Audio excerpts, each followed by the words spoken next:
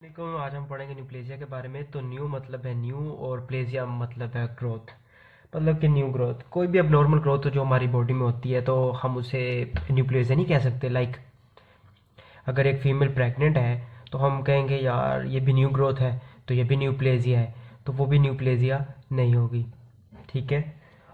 उसके बाद न्यूप्लेजिया जो है ये एक अनकंट्रोल्ड एबनॉर्मल ग्रोथ है सेल्स की या टिश्यूज़ की।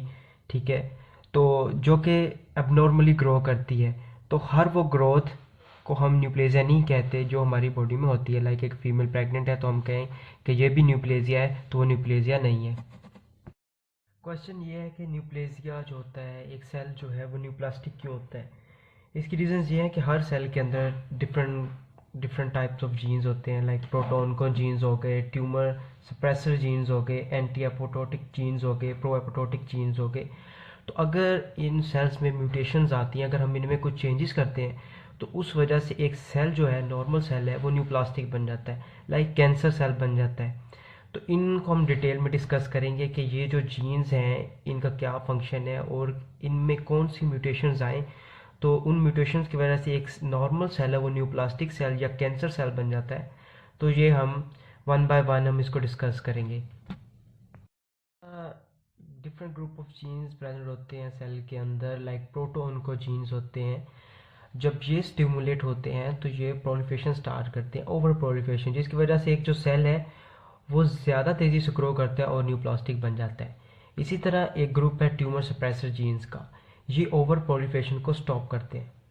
अगर ये स्टिमुलेट होते हैं तो ये जो ओवर प्रोलिफरेशन हो रही है उसको ये स्टॉप करते हैं, ताकि एक जो सेल है वो न्यू प्लास्टिक सेल ना बने। इसी तरह एंटी अपटोटिक जीन्स का ग्रुप है। ये तय करता है कि एक सेल कितना सर्वाइव करेगा, क्योंकि हर सेल का एक लाइफ स्पैन होता है, तो वो इस जीन्स पे डिपेंड होता है कि उसने कितना सर्वाइव करना है। इसी तरह एक ग्रुप है प्रो एपोटोटिक जीन्स का। ये बताता है कि हमें इस सेल की ज़रूरत है अभी कि नहीं है, ये फंक्शनल है नॉन फंक्शनल है। अगर इसे इसकी ज़रूरत नहीं है तो ये डिफरेंट प्रोडक्ट्स रिलीज करता है, जिसकी वजह से सेल एपोटोसिस की तरफ चला जाता है। Apoptosis mean complete cell death. ये पूरा एक प्रोसेस है जिसकी जिसकी वजह से सेल कंप्लीट एक डेथ फेज की तरफ जाता है और वो बॉडी से आप ये कहते हैं कि ख़त्म हो जाता है। क्वेश्चन ये है कि न्यू प्लास्टिक सेल कैसे बनता है, हम क्या करें कि वो न्यू प्लास्टिक सेल की तरफ ये जो प्रोसेस है ये कंटिन्यू होता है। इसका ये है कि अगर हम प्रोटोन को जीन्स को में इसी म्यूटेशन कर दें कि वो ओवर प्रोलिफरेशन स्टार्ट कर दे, तो जो सेल है वो बहुत जल्द न्यू प्लास्टिक सेल बन जाएगा। इसी तरह अगर हम ट्यूमर सप्रेसर जीन्स हैं उनको हम सप्रेस कर दें, लाइक उनको सप्रेस कर दें, तो वो ओवर प्रोलिफरेशन को स्टॉप नहीं कर पाएगा। ठीक है। तो ओवर प्रोलिफरेशन स्टॉप नहीं होगी, ओवर प्रोलिफरेशन जो है वो बढ़ती जाएगी और जो सेल है वो बहुत जल्द न्यू प्लास्टिक सेल बन जाएगा। इसी तरह हम एंटी एपोटोटिक जो जीन्स हैं, जो मतलब कि सर्वाइवल तय करती हैं कि सर्वाइवल कितना है इस सेल का, अगर हम उन्हें म्यूटेट कर दें, उन्हें ओवर एक्सप्रेस कर दें, तो जो सेल है वो ज़्यादा सर्वाइव करेगा। ठीक है। तो जाहिर सी बात है अगर ज़्यादा सर्वाइव करेगा तो वो सेल में ज़्यादा रहेगा, तो फिर ओवर प्रोलिफरेशन होगी। ठीक है।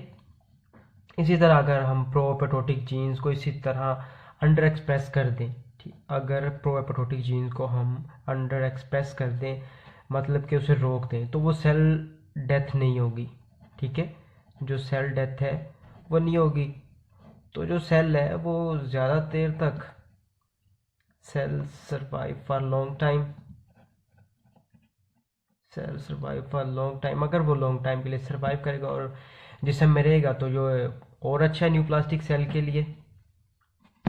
प्रोटोन को jeans, tumour suppressor genes, anti apoptotic genes और प्रो एपोटोटिक जीन्स, अगर इनमें म्यूटेशन इस हिसाब से हो जाए कि जो सेल है वो ओवर प्रोलिफरेट करे, ओवर सर्वाइव करे, तो जाहिर सी बात है एक नॉर्मल सेल है वो न्यू प्लास्टिक सेल में कन्वर्ट हो जाएगा। इसी तरह एक ग्रुप और है जीन्स का, डीएनए रिपेयर जीन्स। इन जीन्स का काम है अगर हमारे सेल में कुछ डैमेजेस होते हैं जीन्स में, और ये दिन में पता नहीं कितने होते हैं, तो डीएनए रिपेयर जीन्स का काम है उनको रिपेयर करना, ताकि जो सेल है उसमें म्यूटेशंस ना आ जाए, क्योंकि अगर म्यूटेशंस आएंगी तो सेल जाहिर सी बात है न्यू प्लास्टिक सेल में कन्वर्ट हो जाएगा। तो इन जीन्स का बहुत ही एक वाइटल रोल है अपने सेल के अंदर उनको जीन्स को रिपेयर करने में, और ये हमारे सेल को रिपेयर करता है, सेल के जीन्स को रिपेयर करता है जब वो डैमेज हो जाते हैं। बात करेंगे न्यूप्लेजिया के कंपोनेंट्स के बारे में, तो इसके दो कंपोनेंट्स हैं, ट्यूमर पैरेन्काइमा और स्ट्रोमा। फर्ज करें कि हिपेटोसाइट्स जो लीवर में होते हैं, लीवर सेल्स होते हैं, अगर वो न्यूप्लास्टिक हो जाएं और वहाँ पर progeny of cells grow grow start हो जाए लीवर में, तो जाहिर सी बात है जब वो स्टार्ट होगी, न्यू सेल्स जब बनेंगे तो उन्हें ब्लड सप्लाई चाहिए होगी, तो डिफरेंट कैपिलरीज और आर्टरी से उनको ब्लड सप्लाई किया जाता है, तो वहाँ पर ट्रू न्यूप्लास्टिक ट्रांसफॉर्म्ड सेल्स बनते हैं। ठीक है, वो सेल्स मतलब कि आप कहते हैं कि एक यहाँ पर न्यूप्लेजिया स्टार्ट हुआ एक, और उसने जो उसके सराउंडिंग में जो सेल्स है उनमें सराउंडिंग जो सेल्स है वो ओवरग्रो करना स्टार्ट हो गए, तो वो पैरेन्काइमा बनाएंगे। ठीक है, तो ये न्यूप्लास्टिक सेल्स हैं। ठीक है, तो जो इन्हें हम कहते हैं पैरेन्काइमा सेल्स। ठीक है, तो पैरेन्काइमा सेल्स बहुत इंपॉर्टेंट रोल प्ले करते हैं किसी भी ट्यूमर की नेमिंग में। ठीक है, मतलब कि पैरेन्काइमा से हम पता कर सकते हैं कि यार ये किस टाइप का ट्यूमर है। तो हर हर neoplasia they must have parenchyma. दूसरा कंपोनेंट है स्ट्रोमा, तो उसके बारे में डिस्कस करेंगे कि एक ट्यूमर सेल है, जाहिर सी बात है उसको सपोर्ट चाहिए, उसको न्यूट्रिएंट्स चाहिए अपनी ग्रो के लिए। तो स्ट्रोमा जो होता है वो ट्यूमर सेल्स के अराउंड होता है, उसमें ब्लड वेसल्स होती हैं, इन्फ्लेमेटरी सेल्स होते हैं, कनेक्टिव टिश्यूज होते हैं जो कि उस सेल्स को सपोर्ट करते हैं ताकि वो ग्रो कर सके।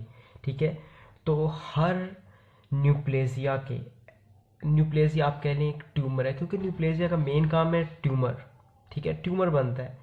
तो ट्यूमर के दो पार्ट होते हैं, फर्स्ट आपने याद रखना है पैरेन्काइमा और दूसरा आपने याद रखना है स्ट्रोमा, दीज टू कंपोनेंट्स।